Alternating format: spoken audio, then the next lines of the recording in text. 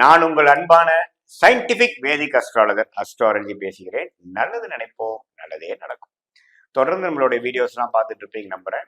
ஜோதிட கருத்துக்களை எந்தவித மூட நம்பிக்கையும் புகுத்தாமல் உள்ளது உள்ளவாறு அறிவியல் சார்ந்த விதமாக பார்த்து கொண்டிருக்கிறோம். சயின்டிபிக் வேதிக் அஸ்ட்ராலஜி முறையில பார்த்து கொண்டிருக்கிறோம். அந்த அடிப்படையில் பார்த்தீங்கன்னா இந்த வீடியோல பிப்ரவரி 2025 கடகராசிக்காரருக்கு எத்தகைய ஒரு மாதமாக இருக்க போகிறது. ஆண்டின் 2வது மாதமாகிய பிப்ரவரி 28 நாட்கள் இருந்த மாதம் வந்து கடகராசிக்கு எத்தனை ஒரு மாதமாக வரப்போகிறதுன்னு பார்க்க போறோம். இப்ப பாத்தீங்கன்னா இந்த ஒளி தத்துவம் வந்து கர்மாவின் அடிப்படையில எப்படி வந்து நம்மளுடைய ஜாதகத்துல வந்து எப்படி வந்து உருவெடுக்கிறது, அது கோச்சாரம் வந்து எப்படி வந்து துணை பெறுகிறதுங்கிறது நம்ம பார்க்க போறோம். அந்த அடிப்படையில கடகராசிக்காரருக்கு பிப்ரவரி 2025 எப்படி இருக்குன்னு பார்க்கும்பொழுது ஆண்டு கிரகம் என்று சொல்லப்படுகிற குரு 11ஆம் இடத்துல நீடித்திருக்கிறது ஒரு அருமையான ஒரு சப்போர்ட், நல்ல ஒரு அமைப்பு.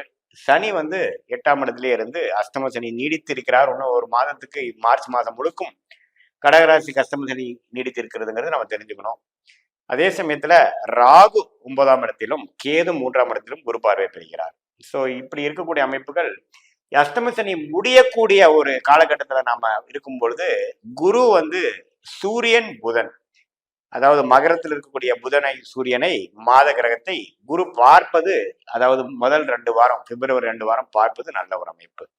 ஸோ வருமானத்துக்கு, அதே சமயத்தில் படிப்பு சார்ந்த விஷயங்கள், மாணவர்கள் மாதிரி டெக்னிக்கல் சாஃப்ட்வேர் ஃபீல்டில் இருக்கிறவங்களுக்கு எல்லாமே ஓரளவுக்கு நல்ல மேன்மை. குறிப்பாக முதல் 2 வாரம் நன்றாக இருக்கிறது. அதுக்கப்புறம் பார்த்தீங்கன்னா 8ஆம் இடத்துக்கு ஒரு பிப்ரவரி 11ஆம் தேதி புதனும் பிப்ரவரி 13, 14ஆம் தேதி சூரியனும் மாறும் பொழுது கொஞ்சம் மறைமுகமான சில இன்கம் அது மாதிரி விஷயங்களை கொடுக்குது. பட் இருந்தாலும் ஒரு 3 நாட்கள் இருந்து ஒரு 7 நாட்கள் வரைக்கும் சனியோட புதனும் சூரியனும் சேர்றப்போ கொஞ்சம் அந்த வருமான விஷயங்கள்ல, உடல் விஷயங்கள், தகப்பனார் விஷயங்கள்லாம் கொஞ்சம் கேர்ஃபுல்லா இருக்கக்கூடிய அமைப்புகள் கண்டிப்பாக உண்டு. பட் பொதுவா முதல் 2 வாரம் வந்து குரு வந்து சூரியன் புதனை பார்ப்பது ஒரு நல்ல அமைப்பு. சுக்கிரன் பாத்தீங்கன்னா 9ஆம் இடத்திலேயே நீடித்திருக்கிறார் மாதம் முழுவதும். செவ்வாய்கிற ராஜயோகாதிபதி 12ஆம் இடத்திலேயே நீடித்திருக்கிறார்.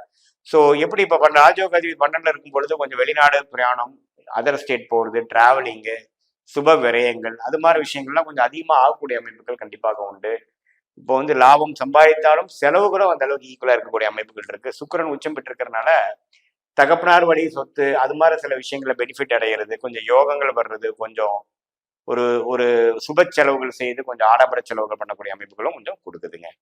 ஸோ 2025 பிப்ரவரி மிடிலுக்கு அப்புறம் பார்த்தீங்கன்னா புதனும் சூரியனும் 8க்கு மாறுறார், செவ்வாயும் சுக்கிரனும் மாற்றமே இல்லை. அதுக்கப்புறம் மாதத்தின் இறுதி நாட்கள் பார்த்தீங்கன்னா புதனே வந்து 9ஆம் இடத்துக்கு மாறுறார். ஸோ அதெல்லாம் வந்து ஒரு நல்ல அமைப்பு தான். ஸோ நடுவால ஒரு மிடில் பீரியட்ல மட்டும் புதனும் சூரியனும் ஒரு சனியோட சேர்ந்து 8ஆம் இடத்துல வரும் பொழுது மாணவர்களா இருந்தாலும் சரி, கொஞ்சம் தொழில வேலையில் இருக்கிறவங்க, கொஞ்சம் முயற்படிப்பு படிக்கிறவங்களா இருந்தாலும் கொஞ்சம் டிஸ்டர்ப் ஆகக்கூடிய அமைப்பு, படிப்புல கொஞ்சம் கான்சென்ட்ரேஷன் இல்லாம ஒரு வாரம் 10 நாள் கொஞ்சம் கஷ்டப்படக்கூடிய அமைப்புகள் கண்டிப்பாக உண்டு. அந்த டைம் கொஞ்சம் ஃப்ரஸ்ட்ரேட் ஆகாம கொஞ்சம் பொறுமையாக இருக்கக்கூடிய அமைப்புகள் தேவைப்படுகிறது. ஆமா, 8ஆம் வீட்டுல வந்து கொஞ்சம் பாவத்துமா சனி சூரியன் சேரும் பொழுது கொஞ்சம் உடல் உபாதை, அடிவயிற்றுல வந்து கொஞ்சம் ஒரு டைஜஷன் இஷ்யூஸ், ரிச் ஃபுட்லாம் கொஞ்சம் அவாய்ட் பண்ணக்கூடிய அமைப்புகள் தேவைப்படுகிறது. ஏன்னா 8ஆம் பாவம் வந்து பாவத்துவம் அடைகிறது, குரு பார்வை பெறவில்லை. இது மாதிரி இருக்கக்கூடிய அமைப்புல வந்து ஓரளவுக்கு கடகராசிக்காரங்களுக்கு அஷ்டம சனியில முடிக்கக்கூடிய இறுதி பகுதியில் இருக்கிறப்போ அதுக்கப்புறம் வரக்கூடிய ஏப்ரல் மே 2025 அருமையான பலனை கொடுக்க வேண்டிய ஒரு ஃபவுண்டேஷனான ஒரு மாதமாக கடகராசிக்காரருக்கு பிப்ரவரி மாதம் இருக்க போகிறதுங்கிறது தெரிஞ்சுக்கணும். அதே சமயத்துல இப்போ சூரியன் பாத்தீங்கன்னா பிப்ரவரி மாசத்துல 8ஆம் வீட்டுல இருந்தாலும் மார்ச்சுக்கு அப்புறம் வரக்கூடிய அமைப்புகள்லாம் வந்து படிப்படியா இந்த மாதம் செய்த உழைப்பு, இந்த மாதம் செய்த அந்த இன்வெஸ்ட்மெண்ட் தான் வந்து பிப்ரவரிக்கு அப்புறம் வரக்கூடிய மார்ச் ஏப்ரல்ல நல்ல ஒரு பெனிஃபிட்ஸ் அஷ்டம சனி முடிகிறப்போ கடகராசிக்காரங்க வந்து பயன்பெற போகிறார்கள் என்பதை பரிபூர்ணமாக தெரிந்து கொள்ளலாம். ஸோ அதுதான். ஸோ கொஞ்சம் இந்த மாதத்தில் மிடில் பீரியட்ல கொஞ்சம் கஷ்டப்படுற மாதிரி இருந்தாலும் ஃபியூச்சர்ல வந்து கொஞ்சம் நம்ம பெனிஃபிட் ஆக போறோங்கிற விஷயமாக வீரமா விவேகமான்னு பார்த்தீங்கன்னா கோபமா தாமதமா அல்லது பொறுமையா அப்படின்னு பார்த்தா பொறுமையும் விவேகமும் கொஞ்சம் தேவைப்படக்கூடிய ஒரு மாதமாக கண்டிப்பாக இந்த பிப்ரவரி மாதம் இருக்குது. செவ்வாயின் பார்வை 7ஆம் இடத்துக்கு இருக்கிறதும் கொஞ்சம் பார்த்து தான் பண்ணணும்.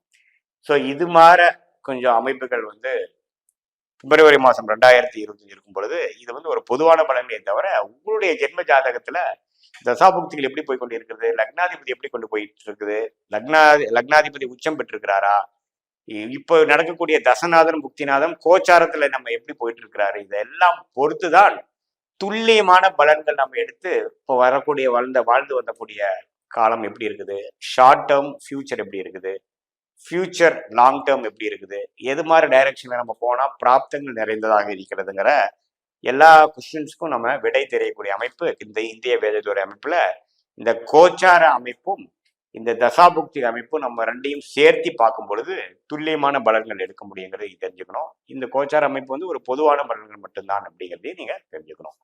மீண்டும் மற்றொரு காணொளியில் சந்திப்போம். நன்றி, வணக்கம்.